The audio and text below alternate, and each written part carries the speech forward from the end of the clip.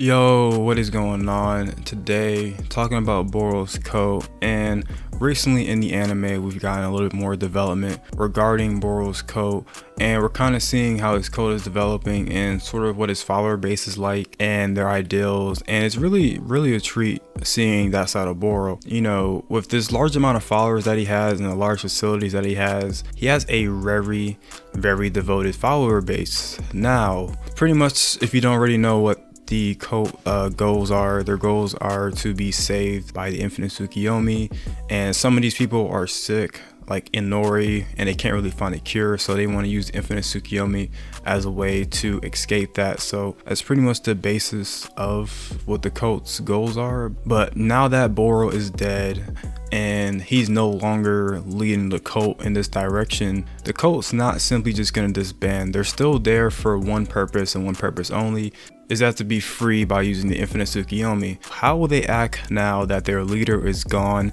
and they have no direction? So of course, whenever, you know, the head gets chopped off on like some Hydra type stuff, another head will grow or something like that. They need a leader, and I feel like it's going to be either one or two options. I think it's going to either be Inori or Code. Inori because she just seemed close to Boro, but probably not. I can definitely see Code taking over because his goals do somewhat align with what the cult is trying to do, and he has the karma, so in a way he has technically gotten his power from a god, that god being a Shiki.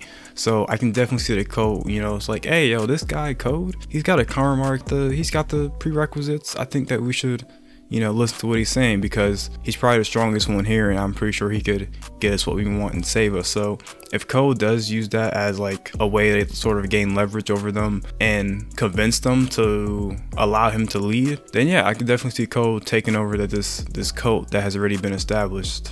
Because if Code has this large following, then that's going to make it a lot easier in the future to whenever he wants to attack the Leaf Village. Another possibility I can see with this cult is, you know, them trying to threaten or attack the very people who are responsible for ruining their dreams of the infinite Tsukiyomi. Now, in the anime, Boro talks about that he's met a god and everything like that, and that this god will grant your dreams and everything like that. But now that this god Ishiki is gone, I feel like the cult would point blame at the people who were responsible for that being Naruto, Sasuke, Boruto, and everyone else involved in the Ishiki fight, and that could of course lead to the Leaf being targeted. So now we got a whole bunch of angry people who are pissed off about their one and only chance to actually be saved. We got people sick and dying, and these people, to be honest, they have nothing to lose, and someone with nothing to lose is someone you don't want to mess with, especially in this scenario with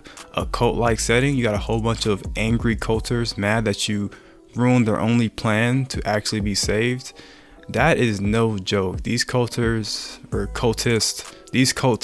are going to be pissed once they find out, or if they haven't already found out. But if Code has this large following, I can definitely see him persuading the group and telling them if they help capture Boruto or Kawaki, then he will help them achieve their goal of getting infinite Tsukiyomi and helping them out with all their pain. Because Code can technically still carry on Ishiki's beliefs and everything like that if he gets Boruto or Kawaki and feeds them to the 10 tails and cultivates the divine tree. So all that stuff can actually still happen if Code, you know, promises them that and sort of tries to get them on his side. You know, so in that case, it would just be like, okay, all we gotta do is just help this guy out and get these two, or get one of them and sacrifice them to the tree, and then we'll be able to do what we want. So definitely, if I can see Code make some compromises to appeal to the group. Now, regardless of what happens with them, we're still gonna get a bunch of nut jobs just chilling with absolutely nothing to do. We got these crazy cult members that are pretty much, they have no direction now. They're directionless, put it that way. But their facility is very huge,